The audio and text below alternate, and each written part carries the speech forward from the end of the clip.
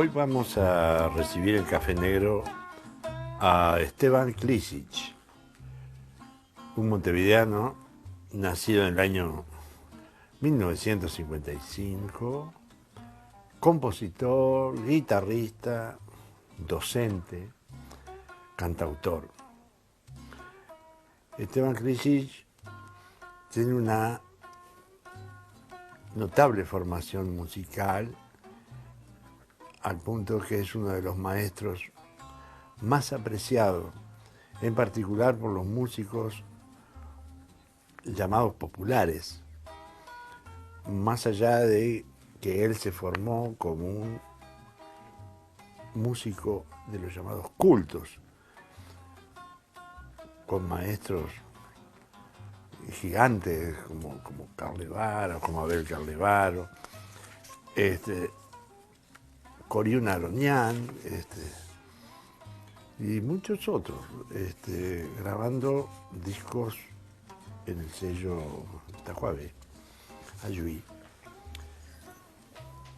Hoy vamos a hablar de lo que significa su pensamiento, su concepción de la música en el ambiente cultural uruguayo y rioplatense.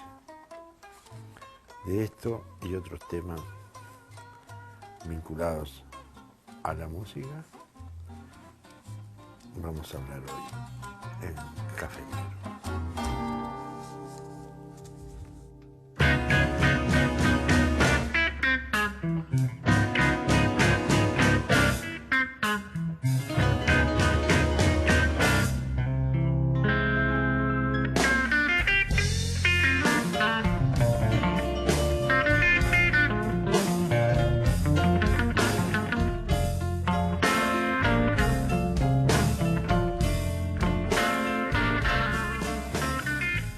Esteban Klisic, bienvenido a Café Negro.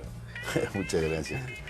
Y hay que decirle una cosa a los telespectadores, ¿eh? El café es de verdad, no es jugolín sabor café, y está, rico.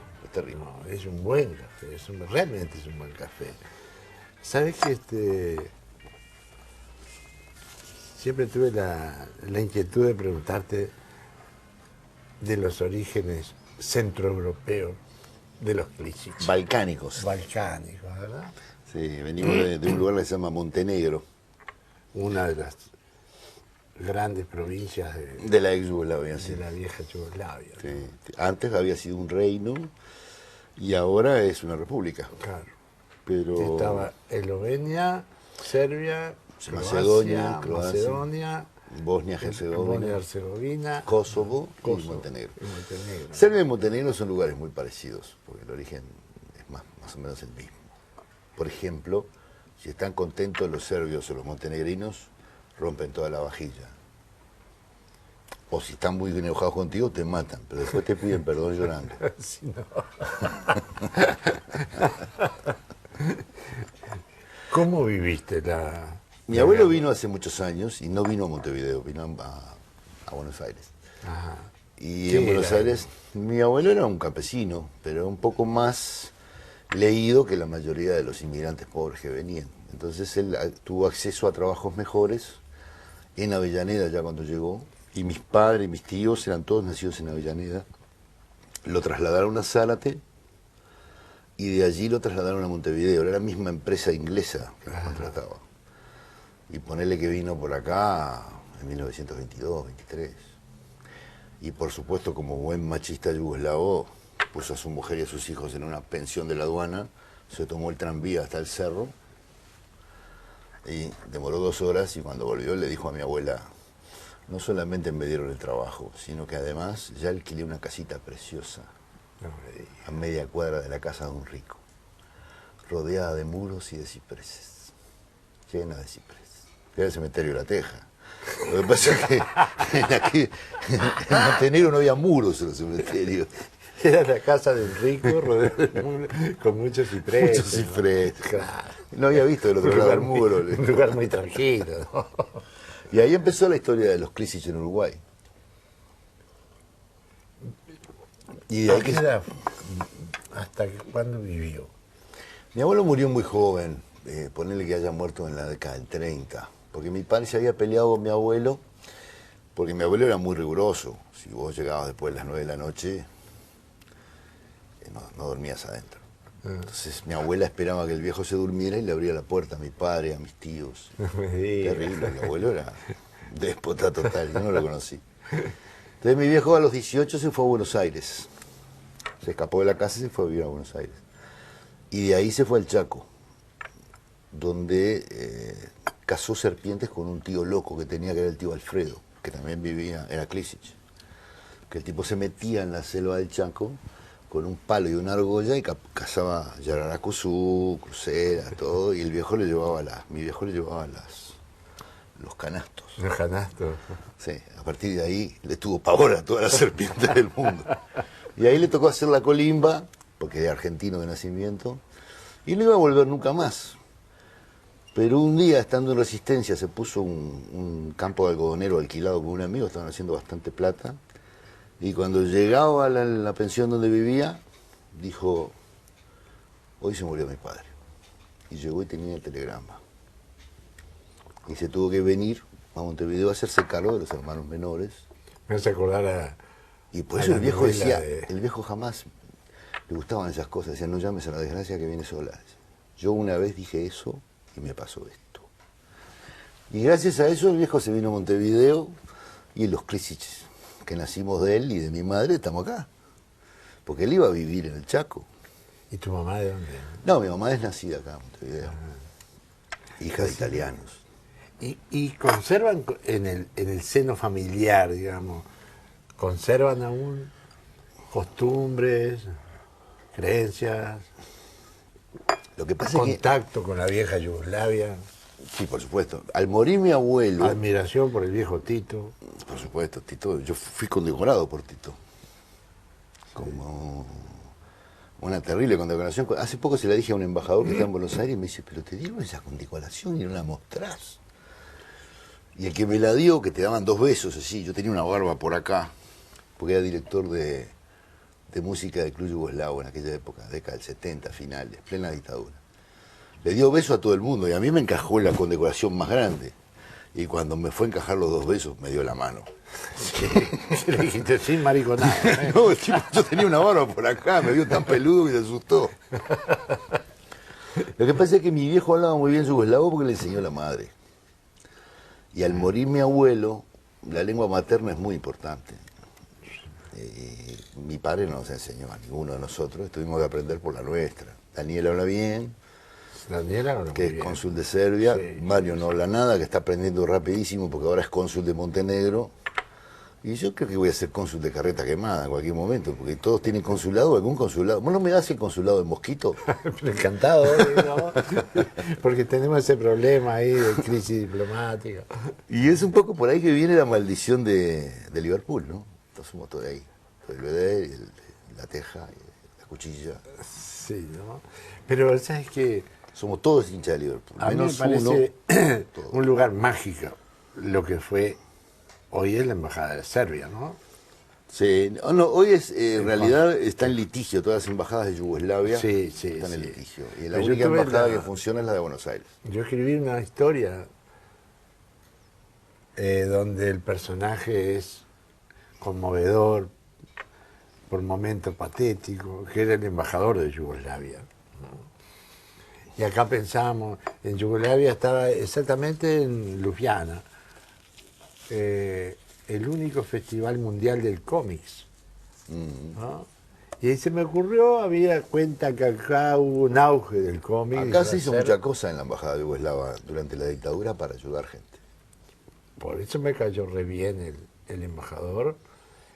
Y tú sabes que buscamos hacer un festival y el premio era ir a Ljubljana. Ljubljana, ¿no? ¿sí? Y sí, ningún problema. El tipo, todo un vestido de negro con unos tiradores, parecían tiroleses. Claro, porque son eslovenos. Él era de Macedonia, ¿no? Y me habían puesto en contacto con los poetas macedonios, que son muy buenos.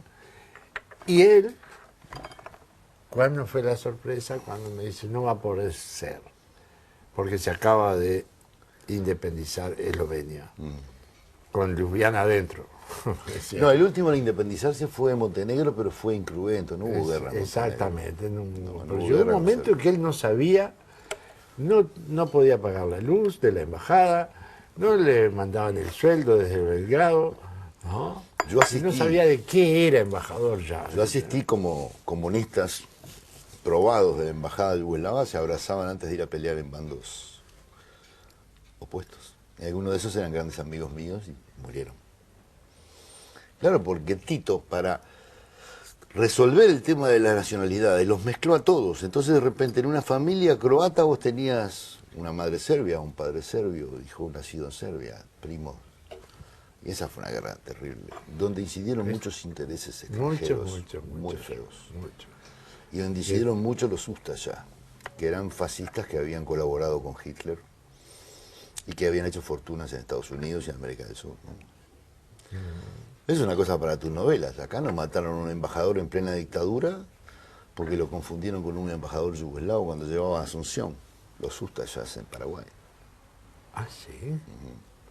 Preguntar al departamento de prensa. Me quedé preocupado de esto, che, ¿nos van a cobrar el café? No te ves un obsequio. Ah, yo sé que me lo llevo. Sí, es un obsequio. Sí, así que eras un joven Era un joven. maduro cuando se desató la crisis de Yugoslavia. la No, guerra de no, los yo Balcanes, en realidad ya no soy tenía- tan joven como aparento, tengo como 6 meses más, pero como dice mi hijo que mide 2 metros, dice, yo mido 1 metro y pico como todo el mundo. Yo trabajé en la década del 70 dirigiendo el Club Yugoslavo, la parte de la orquesta, al final del 75 al 80 y pico, y le daba clase a muchos de los diplomáticos cuando empecé a enseñar música, que fue en el 76, ya hace casi 40 años. Tuviste grandes maestros. Por suerte, sí. Estudié con Amílcar Rodríguez Cinta, que se nos ha ido, con el maestro Santórsola, con Carlevaro, con Coriún Ajaronian, que yo sé que tuvo en tu programa, con Graciela Parajebaí y su señora, La señora. y con varios grandes maestros en el mundo, en cursillos, en talleres. Siempre quedo mal porque no los menciono a todos. pero ¿Lograste hacer una amistad profunda, noble con alguno de los veteranos?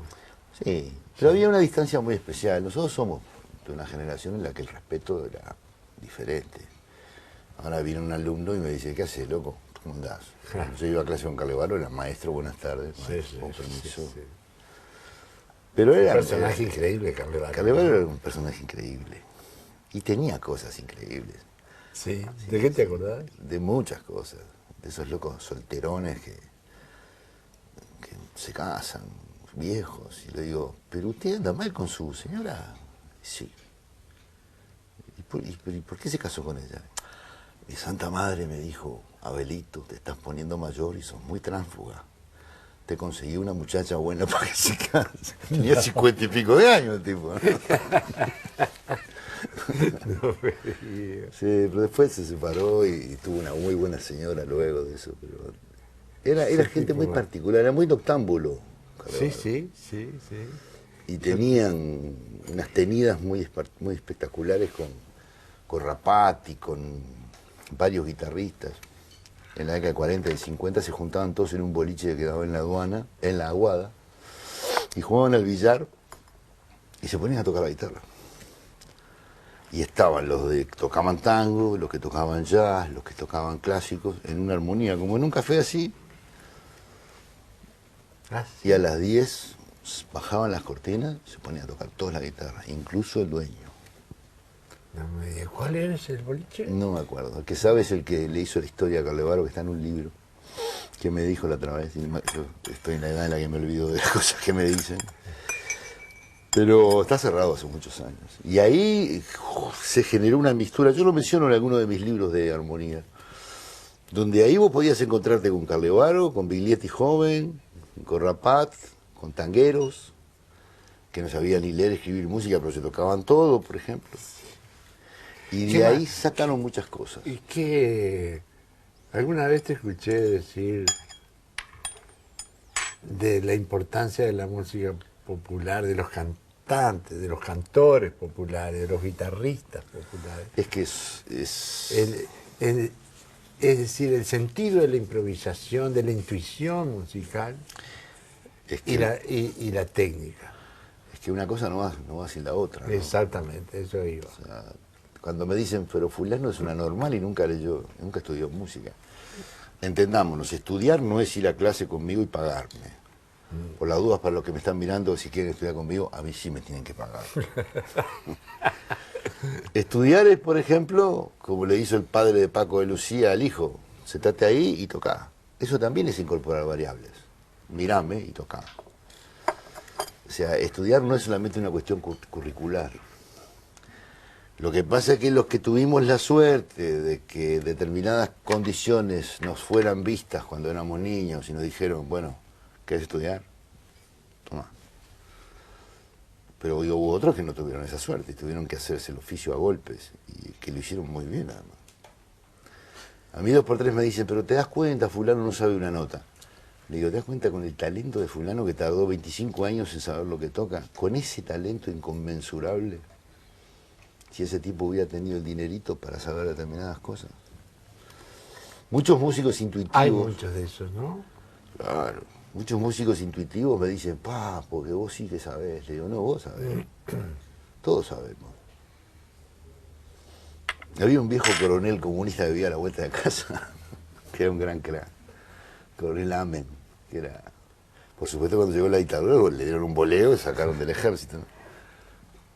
Me decía, buenos días, coronel, decía yo. Decía, más coronel será usted. Y agregaba, la puta que lo parió. Y a veces cuando piensan que porque sabes leer y escribir música sos más músico que otros, están equivocados.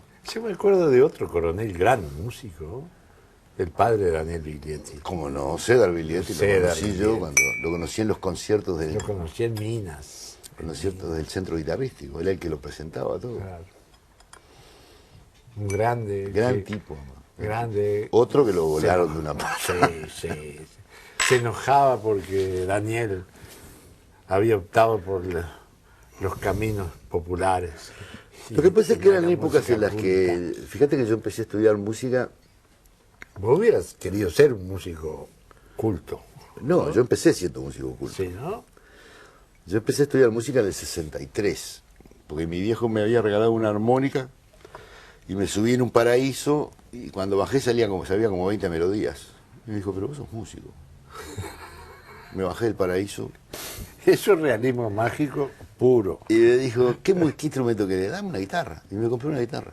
Y me mandó a estudiar guitarra cuando tenía 7 años, en el 63, 8 años. Y a partir de ahí empecé a estudiar. ¿Sabes qué? Me hiciste acordar, en la época de la dictadura también, yo era estudiante, íbamos a trabajar, a hacer la temporada Punta del Este, yo estaba de limpiador en el Hotel San Rafael. Ajá. Y ahí iba, entre otros músicos, ¿no?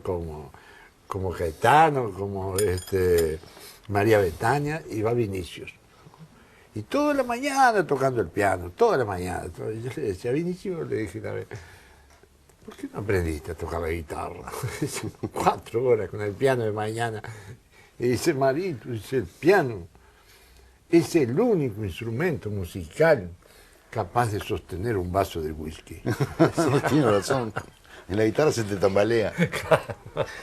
No, en realidad yo lo único que accedí cuando era niño era clases de guitarra clásica. En aquella época no había quien te enseñara una canción de los Beatles. Entonces, yo iba y tocaba Bach, y tocaba Sagreras, y tocaba Fleury, y tocaba Granados. Y el loco Danilo, que era un amigo de mi hermano, Danilo de Candia, que todavía anda en el Belvedere, agarró la guitarra y tocaba canciones de los Beatles con acordes. Y yo decía, Eso te iba a ¿eso preguntar. qué es? Y él me los pasaba. ¿Qué faltaba para que hubiesen En aquella época no se enseñaba, gente que enseñaba música popular en guitarra bien. Se enseñaba a tocar 3 acordes y a rasguear mal. ¿Te gustaba la música folk norteamericana? Sí, por supuesto. Lo que pasa es que no te olvides que mi infancia era en una casa donde mi hermano mayor escuchaba a los Beatles, a Elvis, y mi abuela cantaba zarzuela, y mi madre tangos, y a mi padre le gustaba cantar amapola cuando estaba contento y se había tomado alguna.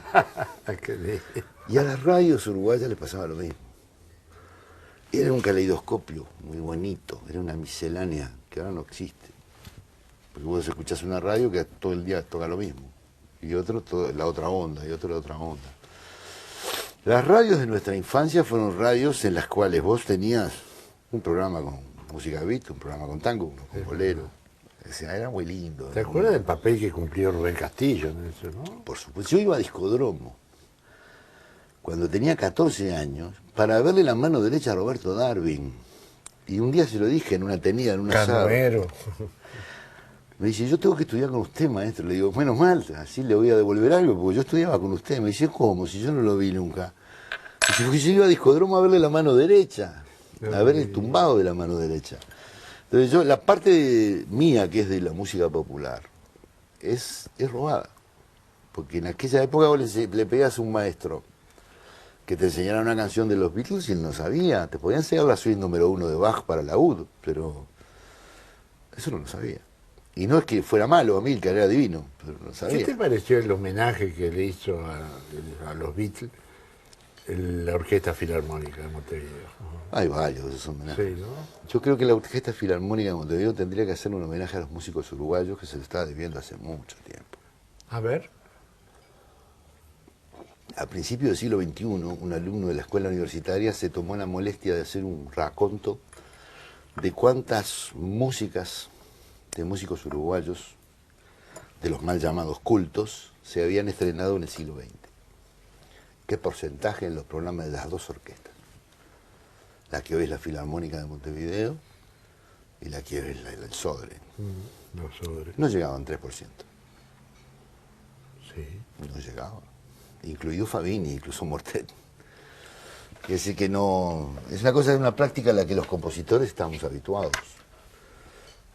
Que si bien ha mejorado mucho ahora el asunto de la atención hacia los compositores nacionales, yo te doy un ejemplo palmario. Mi primer concierto para guitarra y orquesta de cuerdas se estrenó en la Ópera de Berlín, se estrenó en Buenos Aires y se tocó a los 2 años en Montevideo. A los 2 años. Y ahora tengo 2 conciertos más hechos, uno para con bandoneón y orquesta y otro para el segundo concierto de guitarra y orquesta. Me acaban de pedir estrenarlo en México, porque la Filarmónica tiene el teléfono descompuesto, no sé qué le pasa. Ya le avisé al encargado, le mandé un mail, me lo encontré en una fiesta. Tal vez no corresponda decir esto en algo de la Intendencia, ¿no? ¿Y por qué no? Y me dijo, sí, le recibí tu mail. Hace 1 año y medio que sabe que tengo 2 conciertos para estrenar. Te llamo la semana que viene. La semana que viene nunca llegó. Y yo no creo que sea mala voluntad. De repente el hombre está ocupado. Además no me lo han hecho a mí. Solamente se lo han hecho a genios de verdad. A tipos que saben. Y hace poco un compositor que ya pasó de los 80 años me dijo, no te preocupes, Esteban. Yo tengo obras sin estrenar por la orquesta desde el año 62. Son cosas que no se saben. ¿Quién era ese? No te lo voy a decir, porque que te lo diga él, está vivo. Pero para que me lo diga tenemos que vernos. A Tosar le tocaron muy pocas veces las obras. Verdad, Y era una normal, un músico gigante, y muchas veces no se las tocaban, se las fusilaban, se las ejecutaban. Porque otro de los problemas que tenemos con nuestras orquestas es que están pobladas de muy buenos músicos que no tienen tiempo para estudiar. Y si no ensayás. Pero no me quiero poner crítico, ¿sabes? No, me porque parece se ha hecho bien. mucha cosa y se está haciendo mucha cosa. Pero con el compositor uruguayo, yo creo que el problema, y hablemos de la izquierda, el problema de la izquierda es que la izquierda no tiene un proyecto cultural. Y cuando vos no tenés un proyecto cultural, tenés el de la derecha. Porque por defecto estás usando lo mismo que hacían tus antecesores. Que la cosa mejoró, por supuesto. Que tenemos Fondo Nacional de la Música, que tenemos concursos de música. Pero la concepción de lo que es la cultura popular no se arregla con tocar el cascanueces y poner Rigoletto. Pero yo creo que... No se ha teorizado sobre eso. Claro, ahí está. Yo no creo que... No tengo por qué quebrar una lanza por la política No, de Estado. Quebrala, loco, porque si no nos cortan el Pero programa. a lo que voy es que es necesaria la participación activa de los músicos, con una dosis de valentía y de buena agresividad. Y es necesaria la participación de gente que se ponga a pensar qué es la cultura artística. Esto es lo que te iba a decir. Porque si tú decís un proyecto, ¿qué es un proyecto cultural? ¿Qué es un proyecto? Un proyecto que por lo general cuando se habla de un proyecto cultural del gobierno nacional, se piensa en el 50% del país que está contenido en Montevideo. Más bien. ¿Qué pasa con la nación? Y además hay cosas que son esporádicas, insulares. Por ejemplo, ¿qué pasó con una cosa brillante que se inauguró en la década del 90 en la Intendencia de Montevideo, que eran los festivales de música? Sí. Festivales de música popular, instrumental, cantada, para premiar compositores. Ahora, por suerte, hay premios nacionales de la música a nivel del MEC. Pero te hacen 2 o 3 años, cuando la gente está ganando ya una experiencia como para ir mejorándolos y para que el público se vaya aglutinando cada vez más, dejan de hacerlos. También el tener un proyecto cultural es como un club de fútbol que apuesta a tener a Manito Delgado de técnico, por más que pierda 6 partidos seguidos, porque el tipo está haciendo un proyecto a largo plazo. Entonces, si vos haces una cosa acá, otra acá, después lo discontinuás, y eso es porque nos falta un proyecto cultural. Más de un proyecto, sí. Que el Frente Amplio se ponga a discutir no solamente cuestiones educativas, que se ponga a discutir, bueno, ¿qué es la música popular? Pero ¿Cómo viste hacemos cuando- que la música popular Claro. llegue a la gente? ¿Qué es la música culta? No son la misma, no son 2 plazas de un mismo pueblo que ya ha Sí, crecido sí, y sí. ya... Pero, viste, no es responsabilidad solo del Frente Amplio.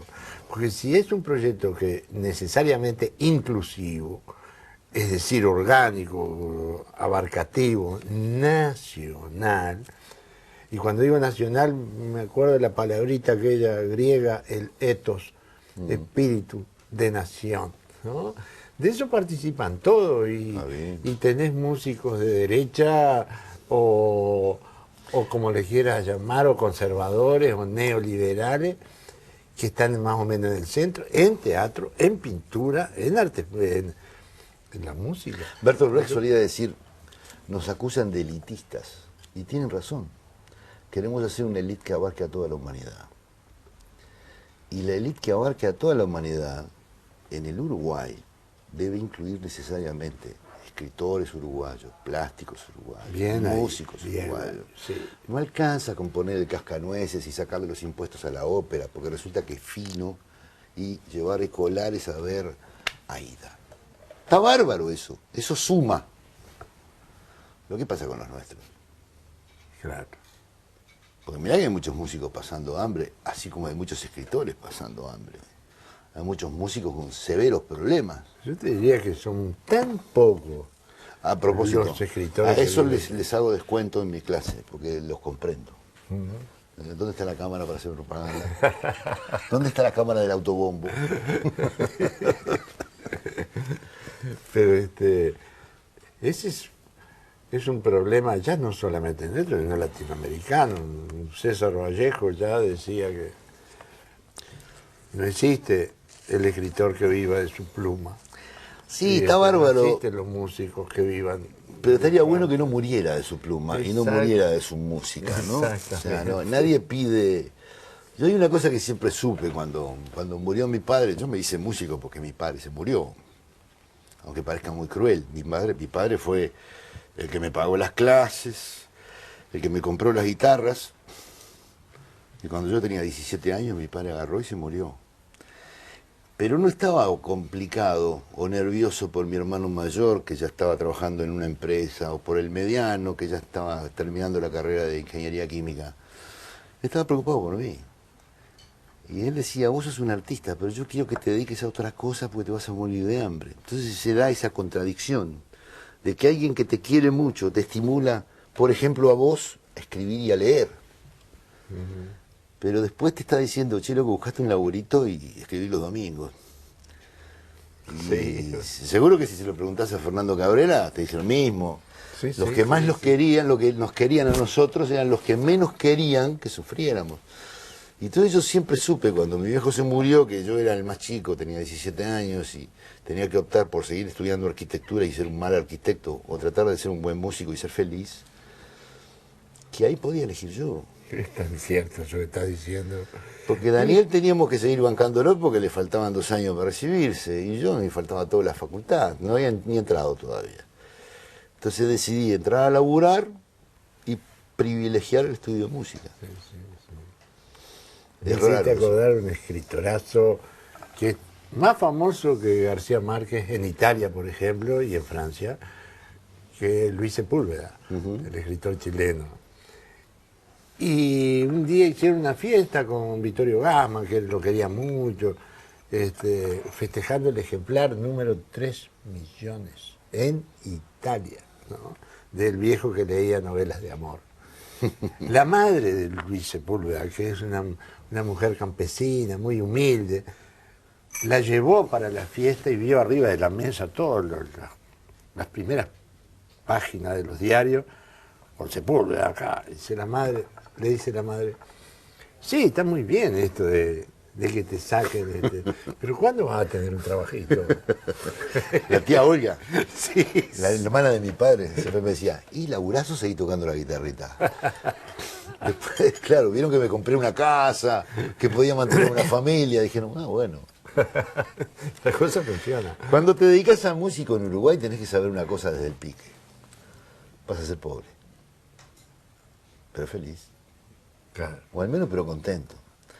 De lo que se trata, Eso... los músicos no buscamos que nos haga ricos el Estado, que nos apoyen. Los músicos lo que buscamos es que nos den un poquitito más de difusión, un poquitito más de apoyo.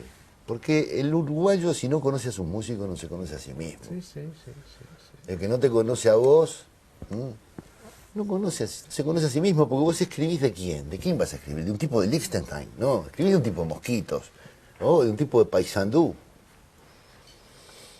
Sí, Y el problema es que la fuente de creación y la fuente de el no reflexión entender es eso, el no entender que los artistas no estamos reclamando que nos mantengan y que no queremos socio creativo, queremos otra cosa, un poco más de dignidad, es parte de las razones, es multicausal esto, de por qué la izquierda, no la derecha, porque la derecha sí lo tiene. ¿Cuál es el proyecto cultural de la derecha? Y no estoy hablando de un partido político, estoy hablando de una concepción del mundo.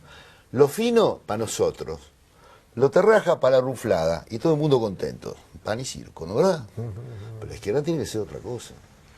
Tiene que saber para qué es la cultura y cómo se ejerce esa cultura. El problema es que si lo haces dando palos de ciego, es probable que estemos dando mejores palos de ciego en los últimos 10 años que antes. Pero proyecto cultural no existe. No existe, ¿no? No existe. Se nos han muerto los Gramsci uruguayos, ¿no? Y teníamos varios, ¿eh? Varios que hablaban de cultura y Es verdad. de la izquierda. Pero estamos muy serios, hablemos de otra cosa. Hablemos de sexo. O del fútbol. O de fútbol, ¿no?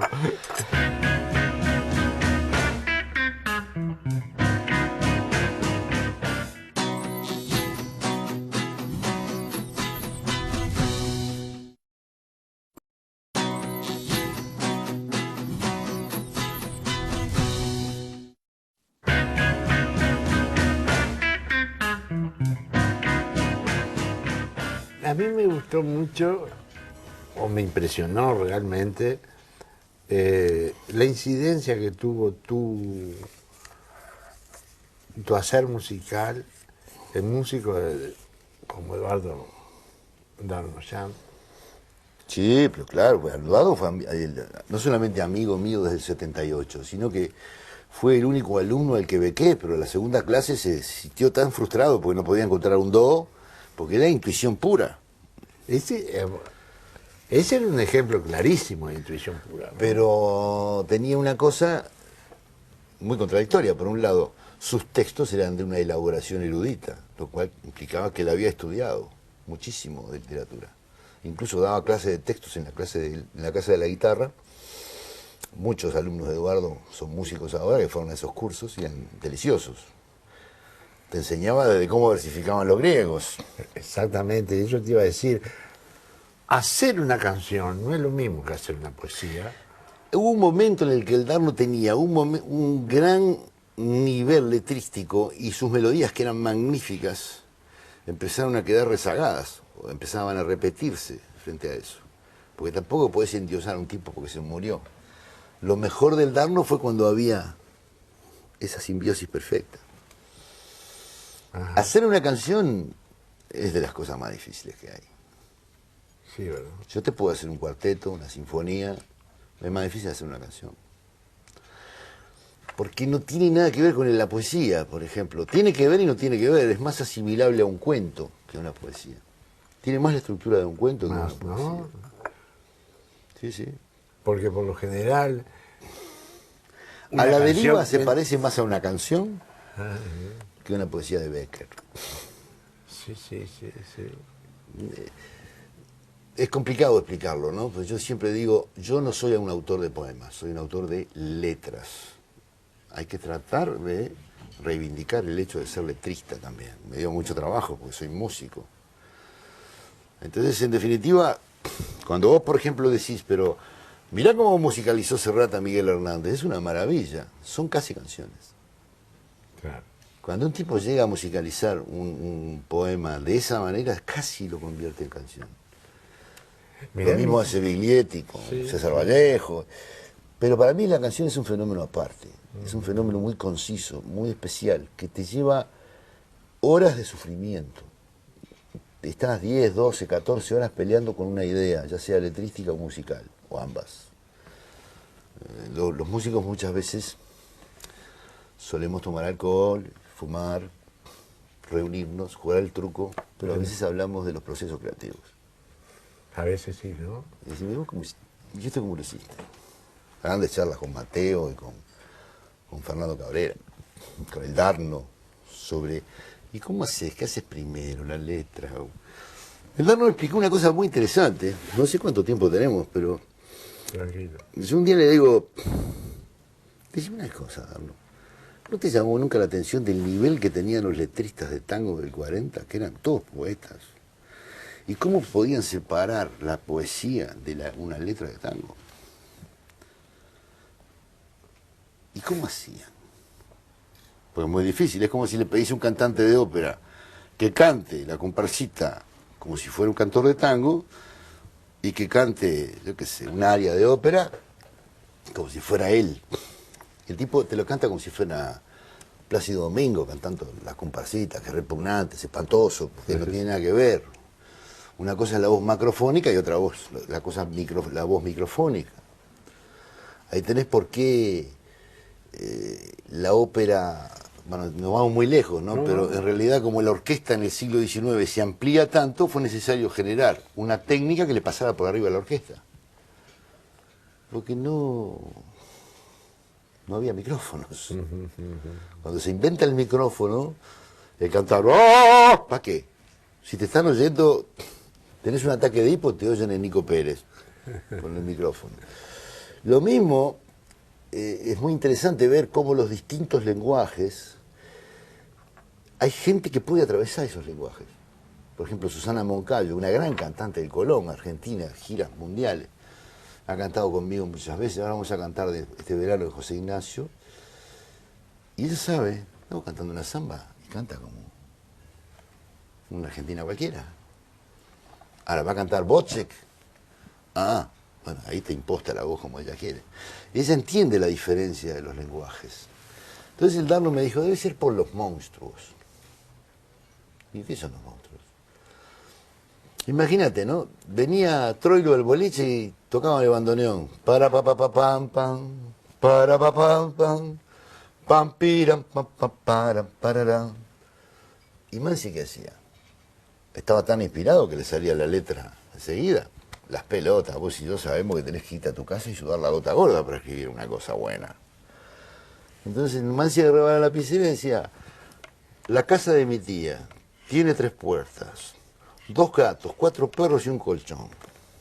Ahí tenés exactamente la cantidad de sílabas que lleva la métrica de la melodía de Troilo.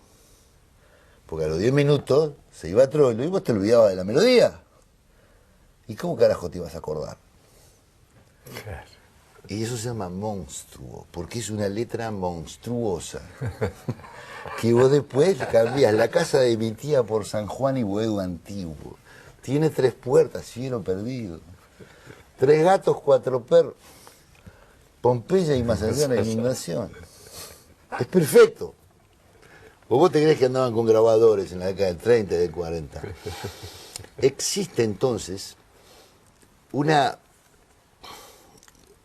cualidad, yo creo que es una cualidad, de esos tipos, de saber cuándo hacen poesía y cuándo están haciendo un texto que va a ser letra de una canción. Yo una vez se lo decía a Fernando Cabrera, que me hizo un reportaje para Brecha cuando salió mi segundo disco, mi tercer disco. Le digo, yo creo que hacer una canción es como la frase esa de Einstein, que dijo, puedo hacer una bomba que rompa todo el mundo, pero no puedo hacer una manzana. Nosotros los músicos cuando hacemos una canción hacemos una manzana. Entonces hay alumnos que me dicen, no, pero vos haces canciones, pero tu concierto de bandoneón y orquesta tiene violín 1, violín 2, viola, violonchelo, contrabajo, bandoneones, hace una cosa para orquesta de cámara que tiene cornos. Sí, le digo, pero lo más difícil es la melodía, la idea. Lo demás lo podés hacer incluso escuchando el programa deportivo. Porque cuando vos ya tenés la idea, el relleno lo vas haciendo con el oficio. Es como la bola de masa, vos tenés una idea. Yo te acabo de dar algunas en el camarín hace un rato. Espero mi porcentaje. Tirá la bola de masa para hacer pizza. Si la estirás mucho, se te quema. Si no la estirás, y te queda como esa pizza que llevaba a tu tía a los cumpleaños y todavía vos cometías el error de decirle, te quedó riquísima tía. Y, con más, nene. ¿No? Que era aquí, sancocho. El músico, cuando hace una obra musical, al menos en mi caso, ¿no? Como decía Unamuno, yo hablo de mí porque soy el hombre que tengo más cerca, ¿no? Y en mi caso, hacer una canción es más difícil que hacer una obra de 30 minutos de duración, sí, para muchos instrumentos. Por la compleja comunión que tiene que haber entre el texto, la armonía, la forma de cantarlo, el arreglo. Vos, a través, por teléfono estamos hablando del Sabalero. Sí. Hay un montón de malos músicos que tocan do, fa, sol, igual que Sabalero. ¿Verdad? Canciones de do, fa, sol, do, 7, fa. Te los enseño a vos en 15 minutos y vas y quedas mejor que nadie en un asado. ¿Y por qué Sabalero tenía magia? Si la armonía es la misma. Había un decir, había una belleza en el texto, una forma de cantar. Porque la canción es tan compleja que vos podés decir, ¿y por qué me gusta esta canción? Si tiene, lo veo, estoy viendo al tipo que está tocando una canción y mueve la mano muy poquito y a veces ni la mueve, o puede tener un acorde solo. ¿Y por qué te gusta eso? ¿Y por qué otro que hace lo mismo no te gusta? Y ahí está la magia. ¿Por qué soy hincha de Liverpool, negro? Por desgracia. Porque ya que iba a ser pobre siendo músico, tendría que haber hecho un cuadro que ganara de vez en cuando, ¿viste? Es una maravilla. No. Te voy a llevar a ver a Liverpool. ¿Te acuerdas cuando hoy hablamos de los Beatles? ¿No? Sí. Cuando a Peñarol le decían los Beatles. Porque eran los 4 del Liverpool. No, porque eran los hijos del Liverpool. Sí, cierto, ¿verdad? Pero ganamos muy poco. Yo creo que en la bandera de Liverpool tendría que estar la máxima de Bolívar. Nunca seremos felices. Pero igual no importa.